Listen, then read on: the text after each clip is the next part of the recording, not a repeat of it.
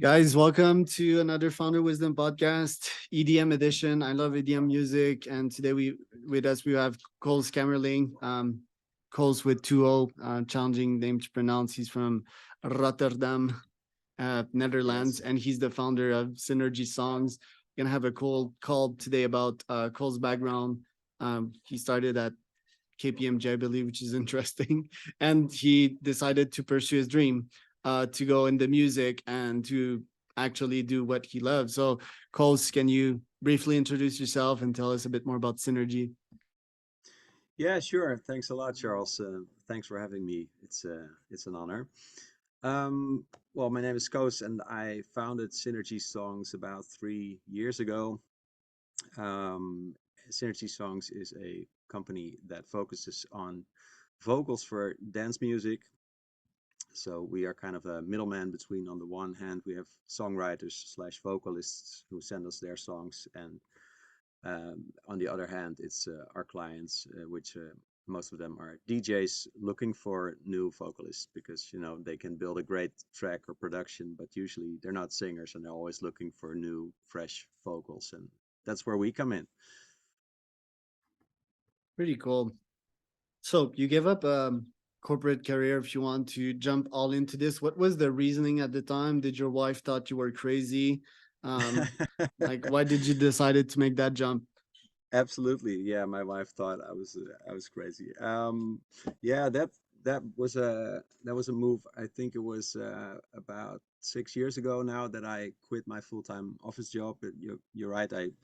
I did the studies called Science of Public Administration, which is like for government and about politics as well. And I worked for KPMG for the community of Rotterdam and for a big school where I was like the secretary of a board. So like all like full-time office jobs, but I guess I just got bored, and I was always doing music in the evenings and the weekends and or wherever there was a little free moment available.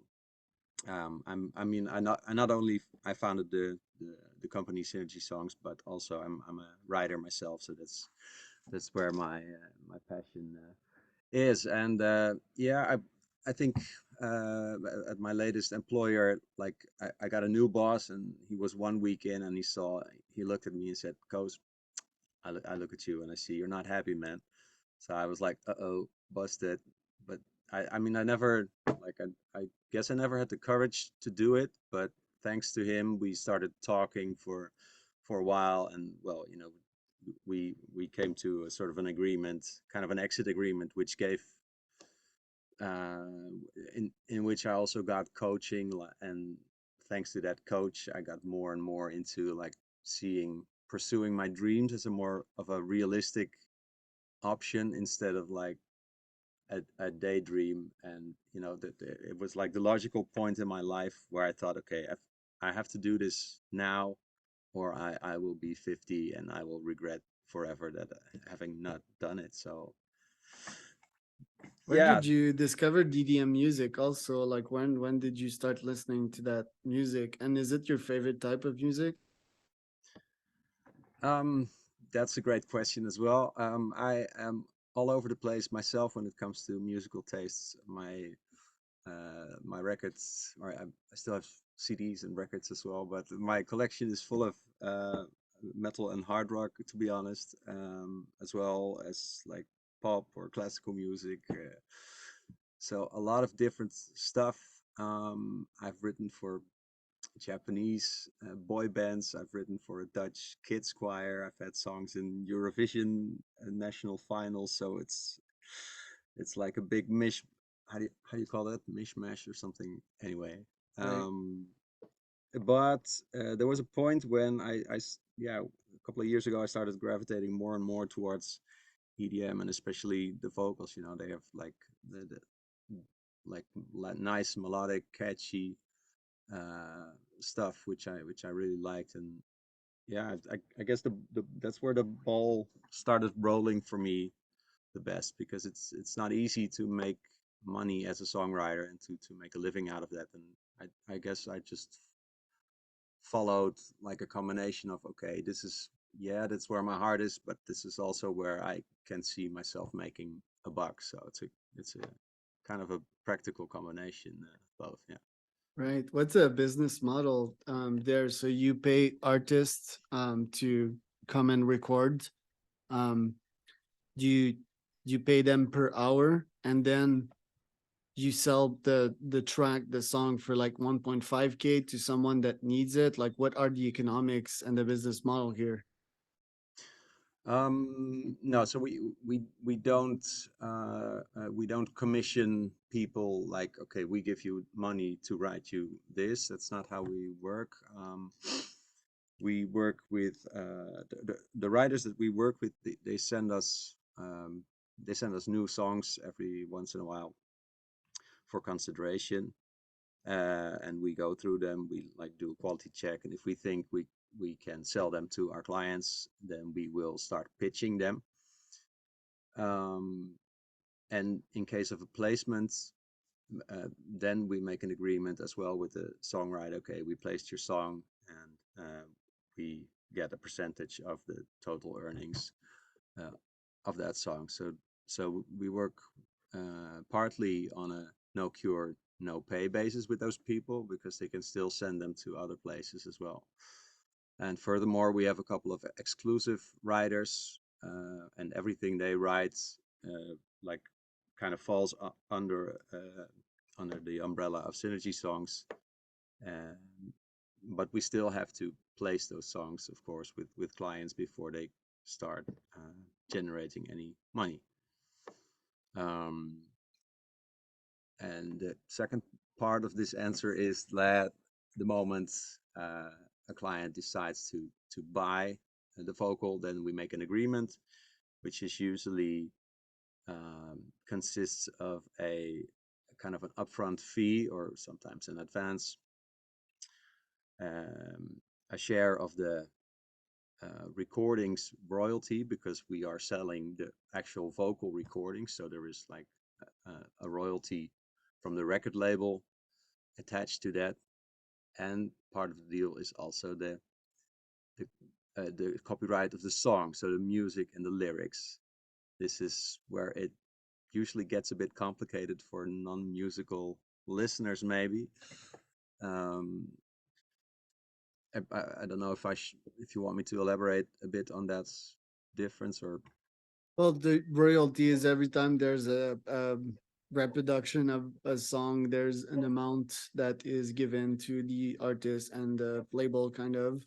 I guess that the question is like quick economics. If I have my own synergy song, let's say, I pay an artist to, maybe he already has his lyrics, maybe I can provide him some lyrics. He comes in the studio, he records.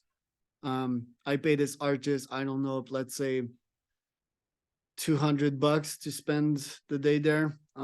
He produces probably 5 songs or something like that. So let's call it like $40 per song. Um, might be a bit more. And then I resell this Yeah. song for 1.5K. Um, and then I have all of these costs to factor as my business. So my time, my employees, the studio I rented, or the equipment if I own this equipment. So is it fair to say that, like, once I sell this, well, first, you don't all sell all your songs. Some No. songs will just not sell. But if I Yeah. sell a song, my return would be like $1,000 for that. And then I need to try to reproduce that model to be profitable. Is that accurate, or is that not? Well, the reality is that the margins on most songs we sell is a lot smaller. It's a couple of $100, maybe. Yeah.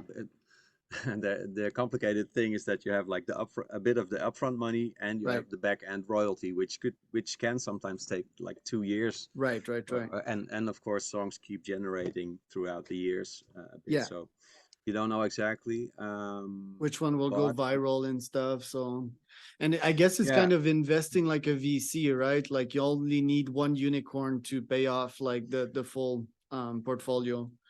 Yeah, yeah, that's a great point. Exactly. I mean, the margins on most of the songs we sell is really small, but yeah, we do need the big fat hit that can compensate for all the other small ones. Yeah, totally. Right. My So my question, that's what we're after. Yeah. yeah, my question is, we've seen David Guetta sell his full album. We've seen Justin Bieber do the same. We've also seen, so yesterday as I was checking my Twitter, there was the AI Drake, that dropped the full album with this AI thing. What do you foresee happening in this world with AI and music in the next 5 to 10 years? Do you see like a bunch of kids trying to reproduce Drake and making almost equal, if not better, songs than Drake himself? His last albums have been pretty weak, also, and which is interesting, right? We see that in many careers, artists like hitting their plateau, and going downhill from there. It's really hard to constantly produce hits. We see that in athletes as well. And that's where AI doesn't stop, it only gets better.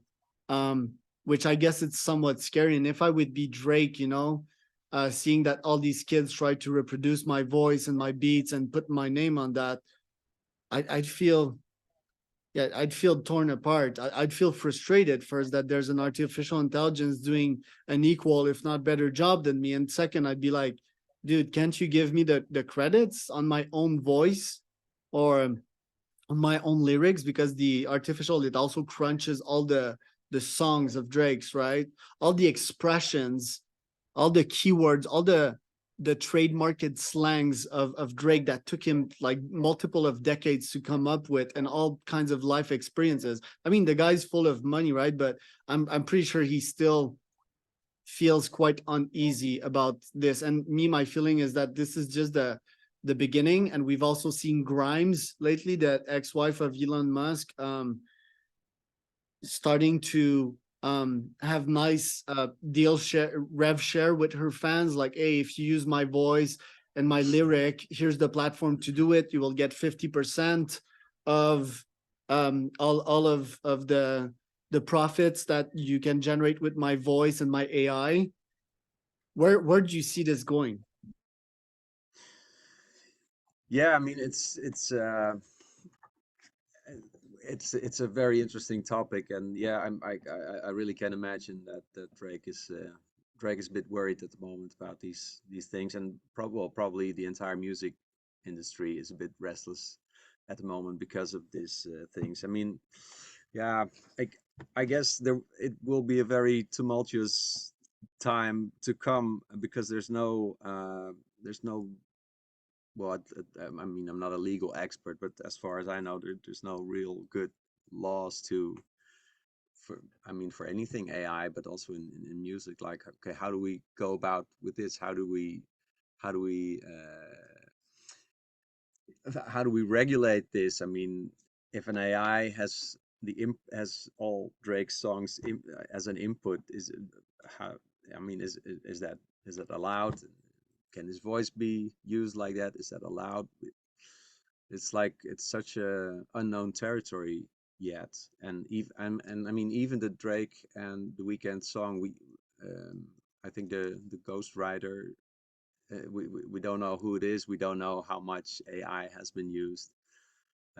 Might be a publicity stunt. Um, so yeah, that's a bit hard to say.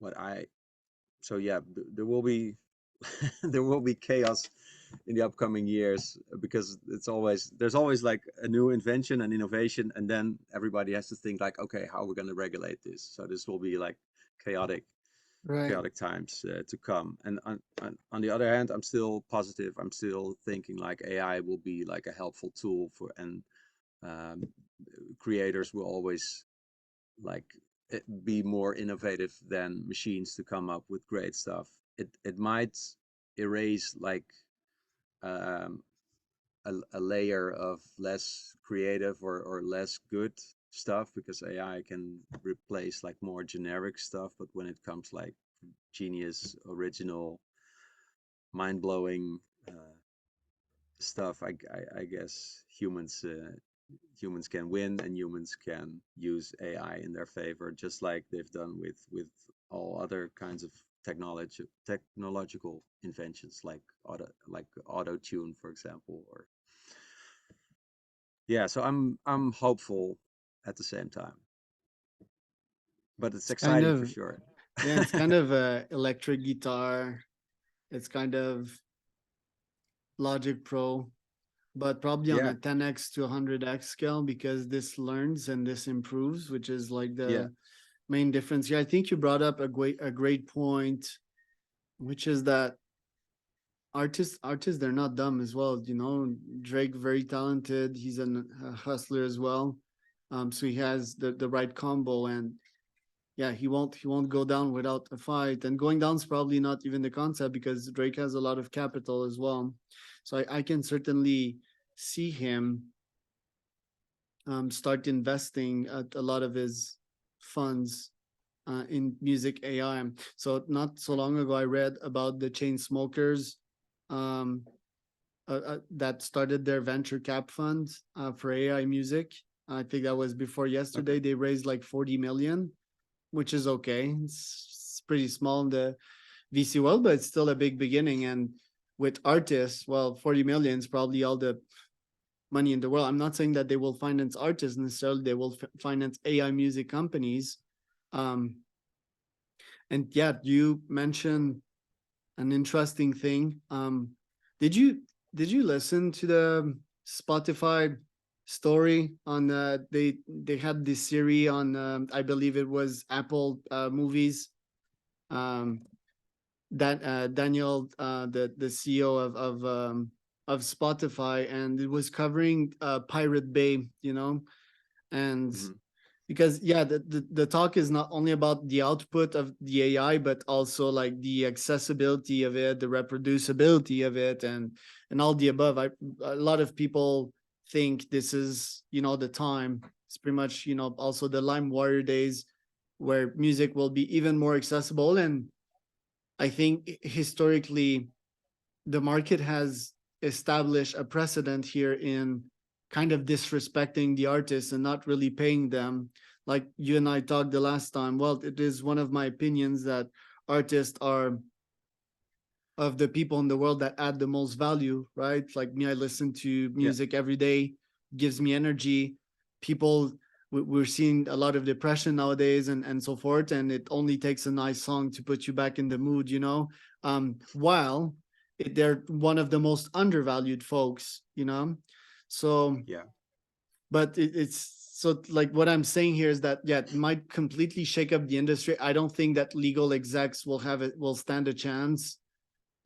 So far, it's really the tech leaders that are deciding. There's been Spotify, there's been Apple Music, and sure, Sony Music is this big gigantic company, but truth be told, it's technology that dictates the time. It's not the legal is like the back end solution. It's like temporary, right? It's really Yeah. the tech that always dictates, and most importantly the consumer. So I do think that there's going to be a huge landslide that's going to happen, which will not be super favorable for artists. And then the question is, how can they pivot? Can they do shows instead? Shows we've seen them go up with like people being tired of like COVID and so forth. But I don't think it's Mhm. gonna scale temporarily. And then yes, there's innovation. We've seen Travis Scott and Drake's song in the VR in the metaverse that was kind of cool and so forth. Yeah, I think the next steps in innovation are pretty much starting a VC fund. If I would be Drake, that's what I would do. That's how I would react. But like, not everyone is Drake, obviously. So my question to you is, if I'm an artist that is starting, what should I do? And yeah, one answer I would have to that on my side would be I would straight up start from scratch in AI. I would start from scratch, like recording my vocals, but making use of AI. What would you do if you were an artist starting and that you'd want to be self-sustainable on your side? Wow, that's a that's a tough one, man. There's no easy ones But here. no easy ones. No, no, no. Yeah, I'm gonna look. I'm no AI expert. What I've as far as I'm concerned, you always have to focus, but that might be old fashioned, but I think you always need to focus on doing what you love, and building your craft and improving your craft. And yeah, of course, AI will play a bigger role in that, just like technology, just like as you mentioned, logic. Logic is there, and like you like ages ago, you needed to go to a recording studio to record something, but now people are like in their attics recording great vocals that are used with the biggest artists. So you always like need to up your game with technology, but I think the essence is your own craft as an artist. And yeah, I think AI is always like subject to human creativity. It needs the human input. You need to know what to do with it. So yeah, I wouldn't ignore it. I would use it to your favor, but focus on the creativity and the craft, I guess. Right. It's so hard to make it as an artist. One of the reasons why artists are also undervalued is that there's so much competition. There's so much other artists. Um, there's so much other songs, like if I'm an Yeah, artist, theoretically, I'm competing with Led Zeppelin, When the Levee Breaks, or uh yeah, Immigrant Song, like I'm competing with classics. Why? yeah. Because the person I'm listening to, especially if they love a wide array of style, and most people do, they listen all kinds of stuff. Um, Metallica, it's like whatever, name it. You're competing against legends. That's as soon as you drop a song, you're competing against everyone. And there's millions and millions of other songs out there, which is what is hard. It's kind of easy to compete and to drop a beat as well. So the barriers to entry are quite low. So, but like me as a consumer that listens to Apple Music or YouTube, I've seen various niches that can be improved. For example, the player of Apple Music, every day my brain is kind of craving for this serotonin shot that the next song will bring. And I'm not, for example, in the last 2 or 3 days, I've been looking for that shot, really an artist that can stream for a good hour and constantly delivers. And that's tough to find. And Apple Music won't necessarily recommend it to me.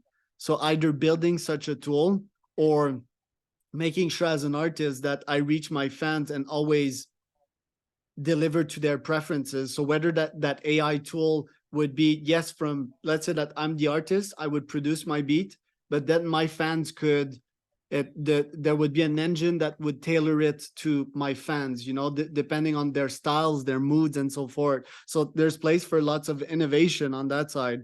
I've also Hmm. seen a brand called Cercle. What they do, which is circle in French, they film DJs live on set, a full hour of live filming in really pretty location. So that's another innovation I've seen recently in the music scene. And I think last but not least, if I would be a starting artist, yes, AI, but I think like artists nowadays, they need to be, yes, it's always nice someone that fully focus on the product, but they need to be good at marketing and marketing themselves. For example, the AI Drakes guy, well, he got viral, right? Like that's like probably 50% of his strength. Obviously, he's also a genius at using AIs and mixing and all of that, but he's also very good at promoting himself. He's like this mysterious Yeah, guy. AI Drake drops again. Like he's constantly making the headlines. Um, and why I think that's important, because money, right? Um, how can you get better at something? It's by making money. It needs to be self-sustainable so that you can practice your craft on a daily basis. And I think that most artists, like the great majority, they're not self-sustainable. They do like a part-time thing, and this is only a part-time gig. And getting funding as an artist is incredibly hard. In Canada, we've got organisms for that to fund our artists. That's why we've got like good talent, I would guess. But you need to be self-sustaining in your craft. So I think they need to be good at selling themselves as well, and yeah, like making a living out of this. What do you think? Yeah, it's I mean it's incredibly hard to make it as an artist for sure. Yeah, I mean if you are right that you need to like you need to be creative, but yeah, you need to think about marketing and lots of other things as well. I mean, but at the same time, if you're crazy incredibly good, you will hopefully be able to attract people who believe in you around you, like some a manager or a publisher or someone who's great at that stuff and take away the business stuff for you if that's not if that's not for you. So yeah, I guess you need a good team around you, but I know that's not easy or accessible for everyone, of course. So Right. yeah, Because if you think of like a bunch of artists, like say success or case studies, I don't know, Amy Winehouse, Ed Sheeran, mhm, Harry Styles, they had mad talent. They were yeah, tortured folks, like that's how I describe artists because they're so tortured. They have so much energy in there and in there that they put it all on paper. They externalize it and the product is just amazing, right? In the end, it's energy deployment. Um, and then they get discovered by this business person, right? Which is why also they're very much prone to abuse, right? Like Elvis Presley's managers and so forth. yeah, Um, yeah. and It's a sharp business as well. Yeah, I think if only these folks would also like invest a bit of their energy into business and stop saying that they're bad at it, I think that would help. Obviously, it wouldn't trade the same product, right? So that's the tricky thing there. But my yeah, point was that the manager did the most of the job, so they had this amazing product, right? But the manager has the contacts. He knows this, he knows that. He puts them into this show. He manages the YouTube now and the TikTok and all of that. So yeah, I think if these artists could spend a bit more time trying to be more generalists than specialists, I think that the being independent mechanism would be self-feeding and would actually be more beneficial than harmful if they have their own Patreon and so forth. Um, mm, I think they need to adapt to times, but artists being who they are, it's like, oh, they're such purists, it's like, oh, no, I'm just going to focus on my craft. Um, so yeah, that's where I think they should put their time. Else, yeah, like, and most what they do, they spend their time complaining, like Taylor Swift, um, it's like, oh yeah, you're robbing me of this and of that. But no, that's the market. You need to be more business savvy. While most artists are more like talkers, they do a lot with their voice, but not a lot with their body and their brain and their actions. It's like, oh, this should change, like yeah, business savviness is what I would recommend most artists to invest a bit of their time on. What do you think about that? yeah. I mean, it definitely helps. I mean, yeah, a nice example would be like the school I used to work for. They have like a music education as well, and but it's not just about music. They also like they it's also about entrepreneurship, and I think that's a great thing. I mean, there it's good that there are conservatories as well, but and this is like a level below. I'm not sure how to call it in English.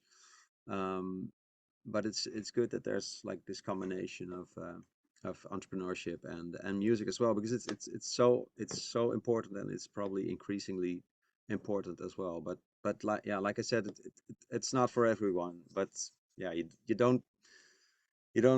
shouldn't use it as an excuse either. I mean, it's definitely helpful for every musician to know a little bit about business. And I mean, there's examples enough of of very successful musicians that were business savvy as well. I mean, look at probably I guess the Beatles with the Apple Corps, and I'm a big Queen fan, and I know that they all like were very savvy people as well. So Right. it's And then we even we have not approached controversial topic of being in a band, right? Like the relationships and what holds a band together. And this guy goes his way, then the other comes.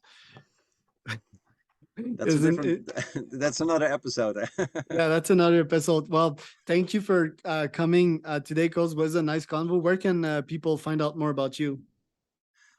Thanks so much. People can find more about Synergy Songs at www.synergysongs.com, and there's a big Spotify playlist as well where you can check out all our more than 125 releases so far. Love it. Thank you so much.